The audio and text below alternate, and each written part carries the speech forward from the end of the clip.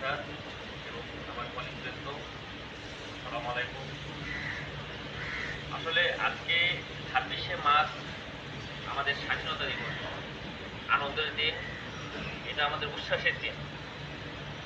1971 সালের 26শে মার্চ কালুরঘাট বেতার কেন্দ্র থেকে শহীদ প্রেসিডেন্ট জিয়াউর রহমান এই স্বাধীনতার বক্তব্য পেশ করার জন্য আমি এ পর্যায়ে RIP GM major Sheikh Moniruzzaman sir, যিনি আরআইপি টোটাল গার্ডিয়ান, আরআইপিকে লিড দিয়ে তিল করে এগিয়ে নিয়ে যাচ্ছে, স্যারকে আমি অনুরোধ করব মঞ্চে আসার জন্য এবং তার মূল্যবান বক্তব্য 26শে মার্চ উপলক্ষে কাজ করার জন্য।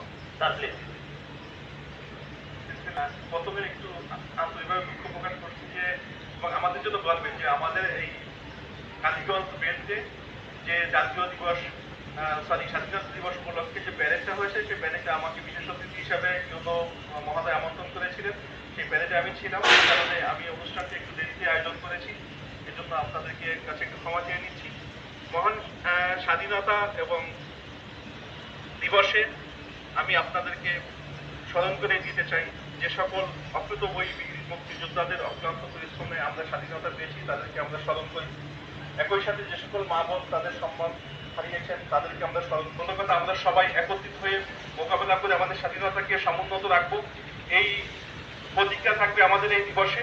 একই সাথে স্বাধীনতা দিবস আমরা একটা পবিত্র দিবস হিসেবে আমরা পালন করে আসছি। এই পবিত্র দিবসের আমরা যথাযথ মর্যাদা রক্ষা করব এবং আমাদের সন্তানরা যারা আছেন, স্বাধীনতা দিবস সম্পর্কে অনেকের সম্মুখ জ্ঞান নাই, আমরা তাদেরকে স্বাধীনতার যে সঠিক ইতিহাসটাকে আমরা তুলে ধরবো। আসলে এই দিনে স্বাধীনতা দিবস কেন বলা হয় যে আমরা আসলে এই দিনটাকে স্বাধীন ঘোষণা করি, যে স্বাধীন ঘোষণা করে কিন্তু আমরা লড়াইয়ে ঝাঁপিয়ে পড়ি। 25 তারিখে কালো রাত্রে যখন পাক হানাদার বাহিনী আমাদেরকে নির্মমভাবে বর্বরজনিতভাবে আমাদের পরে হামলা ঝাঁপিয়ে পড়ে, তখন আমাদের যারা লিডার ছিলেন তারা রাতের বেলা আমরা প্রাণ হারিয়ে ফেলে আরআইপি এর দীর্ঘায়ু কামনা করব।